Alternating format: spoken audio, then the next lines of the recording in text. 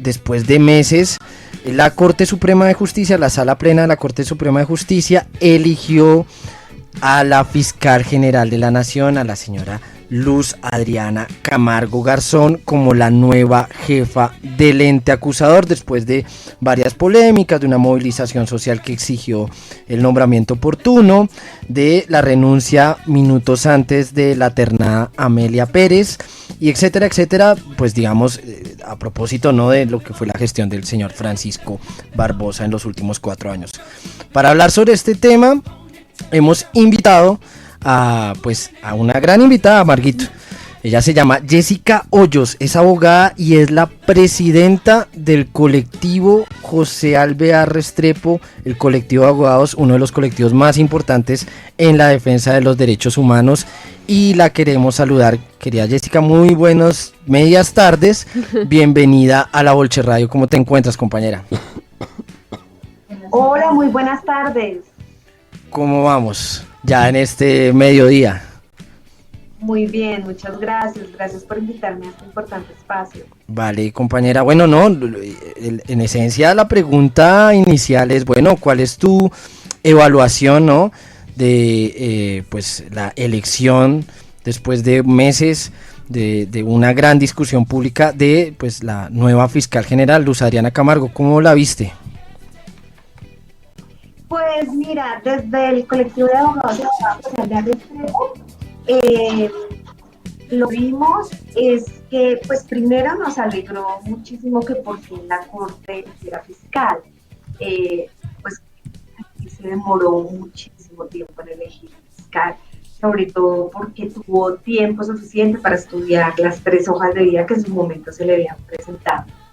Y ahora lo que vienen pues son retos para la nueva fiscal, retos muy grandes, retos muy importantes, como por ejemplo, pues recibe una fiscalía altamente cuestionada.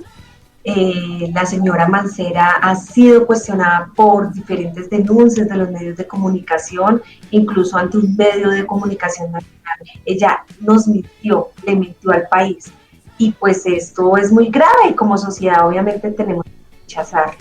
Entonces es el primer reto en legitimar una entidad tan importante como es la que investiga los crímenes en general, todos los delitos y sobre todo pues los crímenes de lesa humanidad que todavía siguen ocurriendo en el país. Jessica, el nombre Luz Adriana Camargo, me gustaría que lo analizaras, digamos, la hoja de vida de la jurista. Bueno, ¿cómo evalúan ustedes desde el colectivo la hoja de vida de la nueva fiscal? Tienes el micrófono cerradito atrás.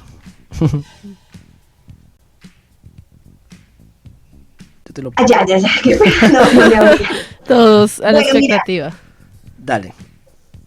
Nosotros desde el colectivo de abogados y abogadas valoramos la experiencia de la nueva fiscal.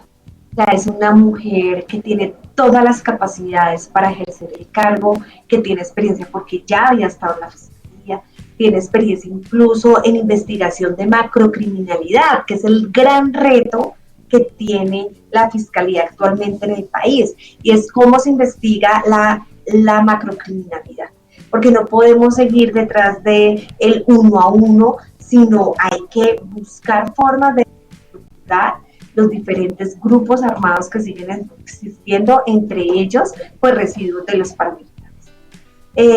Y esa experiencia además la obtuvo en Guatemala, en una muy importante entidad que contribuyó al país de Guatemala. Pero también la tiene porque ella fue magistrada auxiliar y en su momento también ayudó a investigar todo lo que en Colombia conocimos como la parapolítica. Entonces es una mujer completamente capacitada y eso nos da tranquilidad, nos da confianza, y creemos que puede asumir todos esos retos que tiene actualmente la fiscal. Jessica, en diálogo también con el abogado Reinaldo Villalba, nos decía que uno de los peores legados de Francisco Barbosa era que había desestructurado todo como el enfoque o la institucionalidad de derechos humanos al interior de la fiscalía. Bueno, ¿Cuáles son las recomendaciones que hacen ustedes? Ustedes hacen parte de una de las organizaciones más importantes, con más tradición en la defensa de los derechos humanos. Bueno, ¿cuáles son las recomendaciones que le hacen a la nueva jefa del ente acusador sobre este tema derechos humanos? Mira, nosotros además a propósito les cuento a todos los que en este momento nos están escuchando y que seguramente en diferido nos van a ver y escuchar en nuestra página www.cajar.org, colgamos una editorial en donde explicamos estos retos que tiene la Fiscalía General de la Nación. Y uno, frente a la unidad de derechos humanos. Dentro de la Fiscalía existe una unidad que son fiscales especializados que se encargan de investigar las graves violaciones de derechos humanos. Esta unidad fue creada hace muchos años, en la década de finales de los 90, y fue creada precisamente para tener a fiscales que se especializaran en cómo investigar las graves violaciones de derechos humanos que ocurren en el país, como masacres, como homicidios a defensores y defensoras de derechos humanos, como desaparición forzada. Y tenían además un equipo judicial muy grande, muy fuerte, que les apoyaba. Pero además se tenía en cuenta que estos fiscales pues no podían tener una carga laboral muy alta, porque si no, no les iba a dar tiempo de investigar, sino que tenían no un montón de procesos, sino un número justo de investigaciones para que pudiesen avanzar y superar la impunidad. ¿Qué pasó? Desde la Fiscalía de Néstor Humberto empezaron a desestructurar esta unidad. Yo creo que desde antes, pero fue más notorio desde la dirección de Néstor Humberto, en donde no le interesó tener esta unidad fortalecida. Y con la administración de Barbosa, pues fue aún peor. Incluso vimos como fiscales, de verdad, mire, la ciudadanía tiene que saber también que dentro de la Fiscalía hay unos fiscales muy comprometidos, que quieren su trabajo, que quieren aportar a superar la impunidad. Ahí, dentro de la Unidad Nacional de Derechos Humanos, encontramos a varios de ellos y de ellas que le apuestan a que haya justicia. Pero es muy difícil cuando en la Fiscalía, en la administración de Barbosa, a estos fiscales los llenaron de procesos, más de 200, 300 investigaciones, y cada investigación puede tener, algunas tienen hasta 40 y 50 cuadernos, cada cuaderno tiene 300 folios. Esto se los digo es para que tengan en cuenta la magnitud, por más voluntad que haya, es imposible humanamente. Pero además les fueron quitando policía judicial, que son los que tramitan pues todas las órdenes que salen de Fiscalía, y empezaron a cerrar y a suprimir, despachos. Y además existió una orden que es muy cruel, sobre todo porque estamos hablando de un país en donde pues hablamos de muchas personas desaparecidas forzadamente. Incluso cuando uno mira las cifras del Centro de Memoria Histórica y que sabe que hay un subregistro, pues acá superamos lo que ocurrió en Argentina. Y la orden fue cerrar estas investigaciones, que se archivaran porque ya eran muy viejas.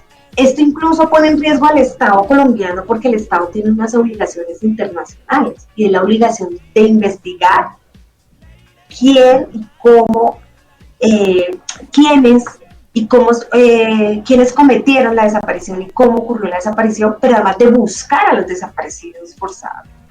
Y entonces, pues al dar la orden de archivar, es muy grave. Entonces, el reto que le hemos planteado a la nueva es que tiene que fortalecer esta unidad. Porque aquí en Colombia, desafortunadamente, siguen ocurriendo violaciones de derechos humanos. Vemos cómo siguen asesinando a líderes y lideresas defensoras del territorio, defensoras de derechos humanos, pero también cómo siguen asesinando incluso a firmantes del acuerdo de paz. Esos crímenes no pueden quedar en impunidad y se tienen que investigar. Compañera, yo sí que te quiero hacer como un cambio de tema así de la nada, pero sí me interesaría porque tú has venido impulsando mucho esto de los temas de los impuestos saludables, y esa es una batalla que ha venido dando el Cajar, y pues aprovecho tenerte acá para preguntarte cómo va esa discusión, cómo va ese debate, qué tanto hemos ganado, qué tanto hemos perdido, porque además creo que han hecho una labor interesante de pedagogía, pero sí me gustaría saber cómo va la campaña. Bueno, muchas gracias por esa pregunta. Pues te cuento que todo el tema de política pública, porque es una política pública, de impuestos saludables, que es impuestos a las bebidas azucaradas y a los ultraprocesados, lo tenemos en reforma tributaria. Tuvimos que enfrentarnos a más de 8 demandas de inconstitucionalidad presentadas ante la Corte Constitucional frente al impuesto, y esto es claramente con argumentos de la industria, que señalaban que se afectaba incluso a los más pobres. Es un argumento además falaz, porque esta medida es una recomendación de la Organización Mundial de la Salud. Imagínate que aquí en Colombia ha ido aumentando enfermedades no transmisibles causadas por el exceso de consumo de bebidas azucaradas y de ultraprocesadas, porque además lo vemos todo el tiempo en el engaño, incluso en ese marketing que lo dijo en su momento el relator especial para el derecho a la salud de Naciones Unidas. El marketing termina afectando nuestro derecho a la salud y el derecho a la alimentación. Cuando tú ves propagandas que esta bebida te hace campeón o este cereal te hace fuerte, como determinados animales, como un tigre, como bueno, cuando ves incluso todos esos muñecos, pero que no te cuentan la verdad, que al contrario tienen exceso en azúcares o tienen exceso en sodio o en grasas saturadas o edulcorantes, pues por eso es que nos estamos enfermando, incluso porque hay que decirlo, nos están cambiando la dieta de lo que frente a lo que consumimos. Y muchas veces la gente cae en error porque ven que tal producto tiene vitamina de la A a la Z, pero no le dice la verdadera información, y caemos en error creyendo que estamos consumiendo productos que de verdad nos van a alimentar, cuando la verdad, y lo dice la Corte Constitucional, son productos nocivos para la salud.